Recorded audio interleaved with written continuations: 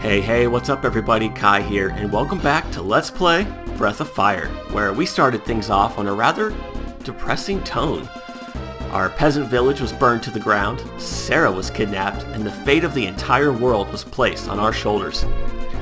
But before we get started on our journey of saving Sarah and preventing the Dark Dragons from acquiring all of the Goddess Keys, I want to take a few moments to go over some of the menus and the status screens and things like that of the game, because as you can see here, Breath of Fire uses icons rather than words to navigate the menus, and while some of them are pretty obvious and self-explanatory, some of them not so much.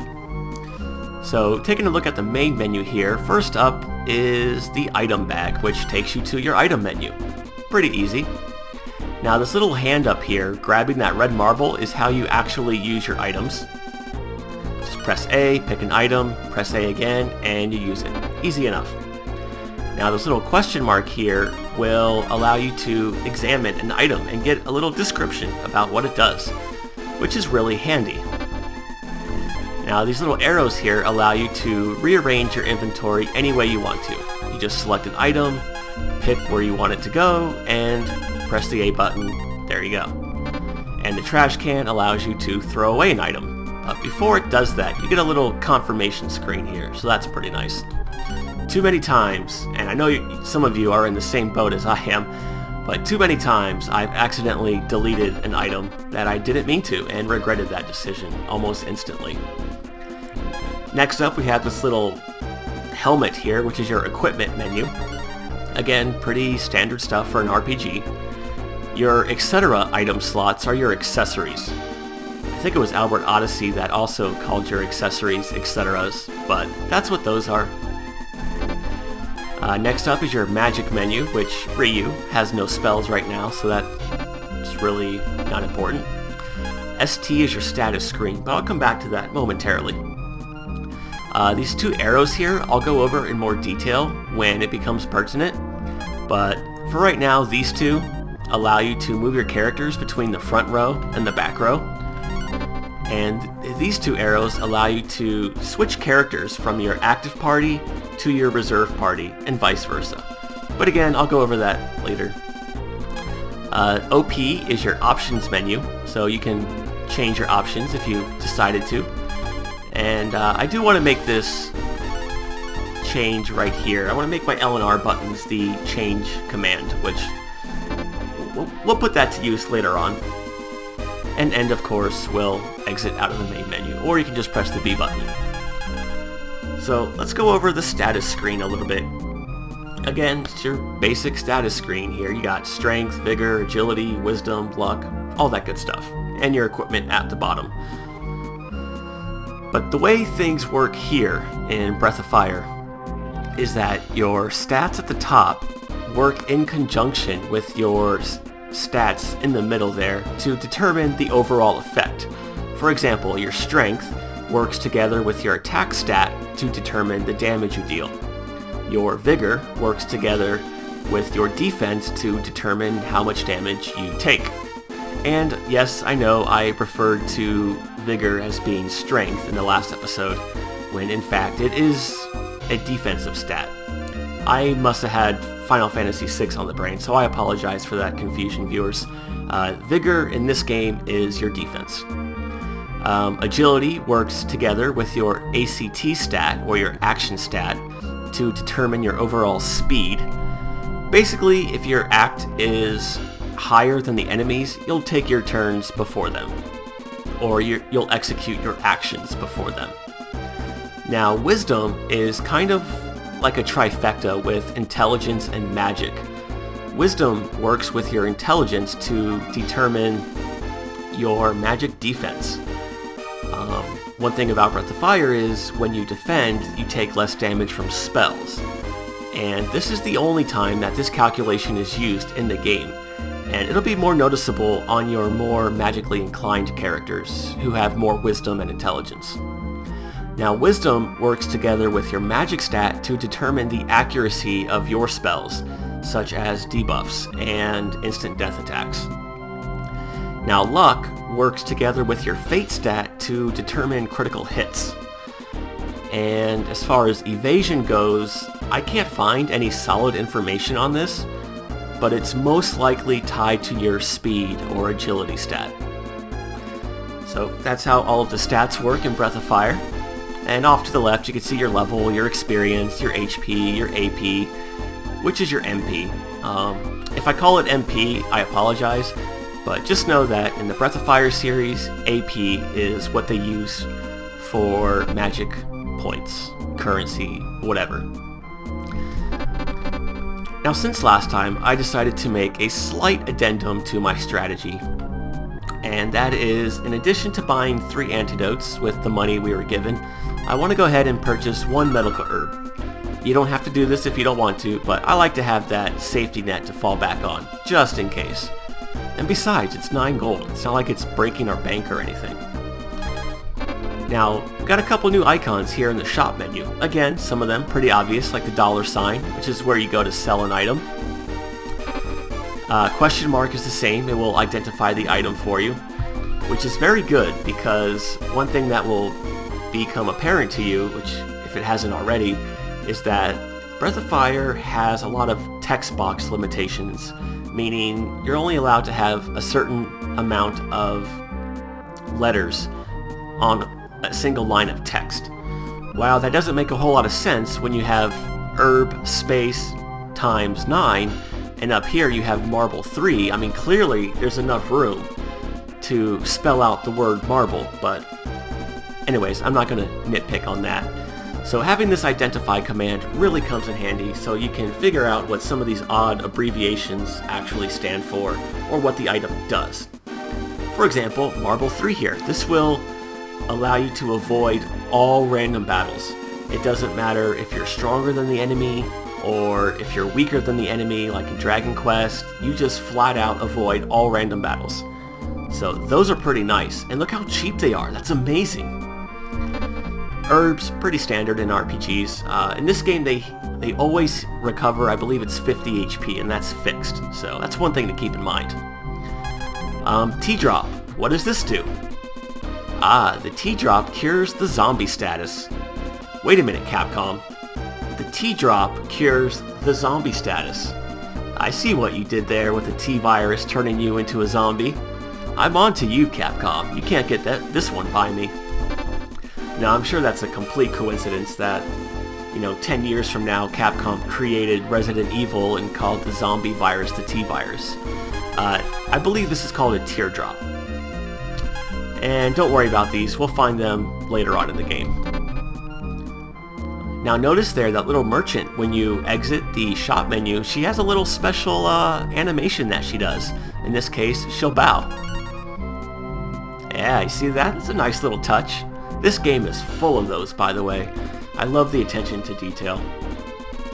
Now over here we have an equipment store, but again, just like the item store, nothing too special that you should keep an eye out for.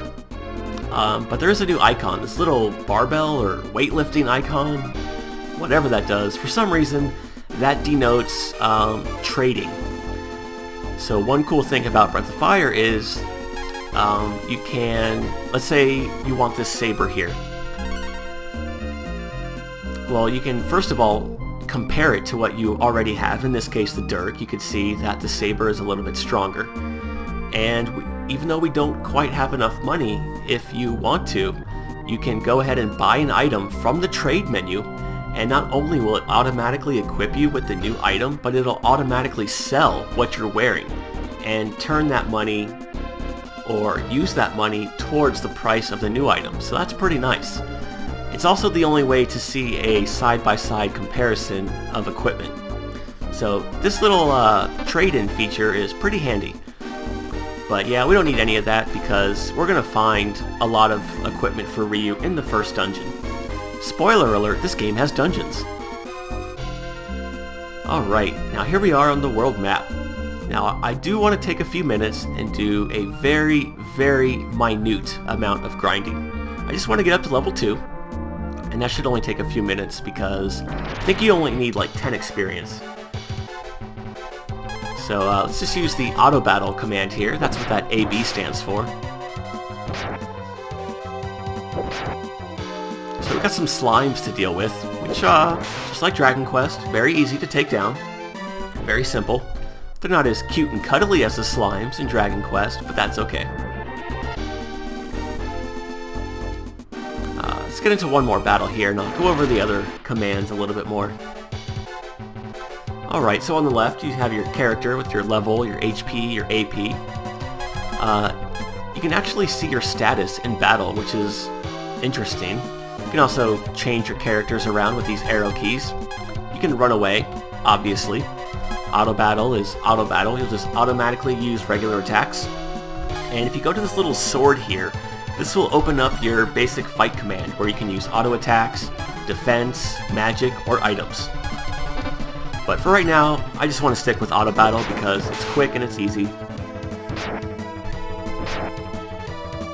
Got a nice battle theme going on here. And I don't know if you can see this, but in that lower left-hand corner, you could actually see the water moving in the background. That's pretty nice. But anyways, yeah, I just want to get up to level 2 very quickly, and that's going to be pretty much the full extent of any level grinding in this entire LP. Level 2 is just enough to make these battles a lot easier and ensure your survivability. Because at level 2, these fights become much more manageable. Aside from the slimes, you can meet up with an enemy called a flea, and that is a very bad thing for you because you can, well, I don't want to say you always meet up with them in a group of 3, but usually they come in a group of 3, and they will always be faster than you, and they deal like 3 to 4 damage each, and at level 1, there's pretty much no way you're going to win that battle. Now at level 2, that's another story. The other enemy around here is Bola Bola, and they hit you for about 4 to 5 damage each, so you gotta watch out for them too. Hey, alright, gained a level. Now upon level up, you get stat gains, like in pretty much every other RPG, and they are determined randomly.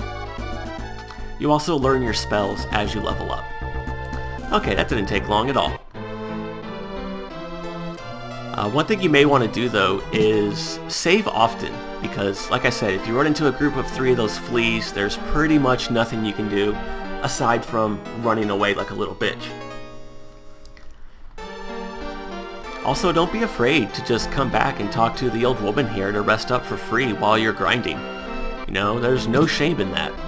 You also want to save your game very often. Speaking of which, let's go ahead and do that now that we took care of that grinding. Thankfully, this Dragon Lord is not like the Dragon Lord from Dragon Warrior, or Breath of Fire 3 for that matter, but we'll get to that one eventually, viewers. Alright, so let's embark on this epic journey to save the world from the Dark Dragons with a new enemy, Bola Bola. I like how some of the enemies already have nice animations to them. Just like in the Phantasy Star series, you know, they're not just sitting there all static-like. But yeah, we don't know how we're going to stop the Dark Dragons, or even where the Dark Dragons are for that matter, but let's just do some exploring, see what we come across. Oh, by the way, that first town in the game is called Drogan, not Dragon, because naming your town Dragon would be too obvious. Oh hey, look, some little animals. Another unique dynamic to Breath of Fire. Let's see if I can do this actually. Is sometimes after battle, randomly... Ooh, is he gonna be trapped? Alright, watch this. Maybe I have to get closer, but just keep an eye on this deer that's like spazzing out. What the? Okay, so normally that doesn't happen, but for some reason, just like in real life, if you corner an animal, they will spaz out and spontaneously combust. Wonder if this was a prelude to Parasite Eve.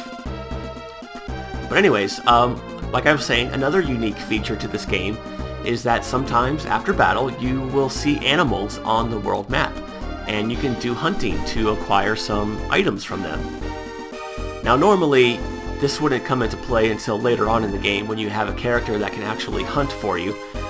But as you just saw here, if you're lucky enough to corner a monster, you can still, I guess, kill it and collect a reward. In this case, we got an antler. So let's see what that does.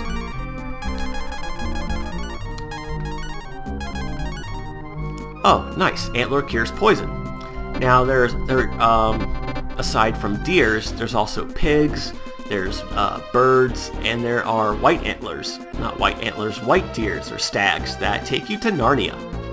No, if you are lucky enough to hunt a white stag and get the white antler, hang on to that because, well, not only is it worth like, I think it's 1,250 gold, so you could sell that and make a lot of money, but you're also going to need one later on for plot purposes.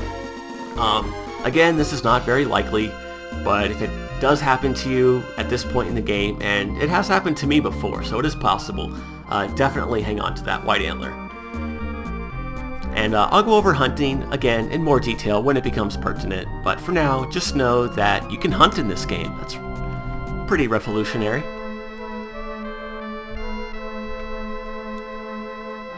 Oh no.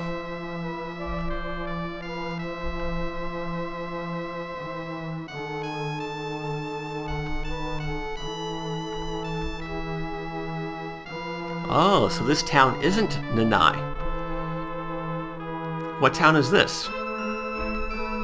I don't remember if they tell you the name of this town, and if they don't, I'll just tell you right now, this is the town of Camelon. Camelot? No, just Camelot. How do you know my name? Who are you?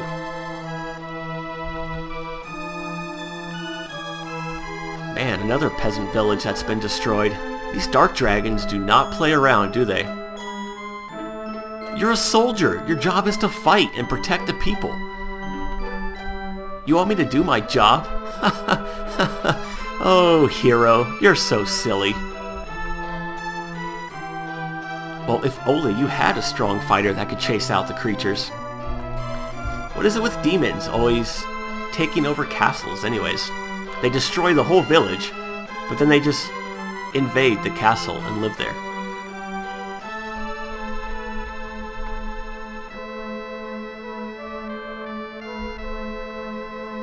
You don't fear the dark dragons, but they kicked you out of your first kingdom. Then they destroyed your second kingdom. Okay, whatever. But can we save the people of Camelon from this new treacherous demon that's taken hold or taken home in their castle? Find out next time. But until then, as always, thank you for watching. Hope you guys have a good day. Take care.